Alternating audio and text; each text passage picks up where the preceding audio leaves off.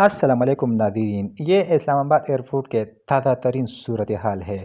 ناظرین، اگر ان مسافروں کے چہرے کو غور سے دیکھا اور پڑھا جائے تو ان کے چہروں سے آپ کو صاف صاف ظاہر ہو جائے گا کہ یہ کتنے زیادہ مشکلات اور پریشانی کے عالم میں مبتلا ہے۔ جی ناظرین، ان کا کہنا ہے کہ ہم اتنے بدنصیب، بدمعاش اور نااہل لوگوں کے چڑھے ہوئے ہیں کہ ہم لاکھوں میں ٹکٹ پے کرنے کے بعد ہمیں وہ مناسب سہولت میسر نہیں آتا جو ہمارا حق بنتا ہے۔ مختلف ذرائع سے خبر مل رہی ہے کہ سارے فلائٹ منسوخی کا شکار ہیں، تاہم ہمارے پاس کوئی تصدیقی خبر نہیں۔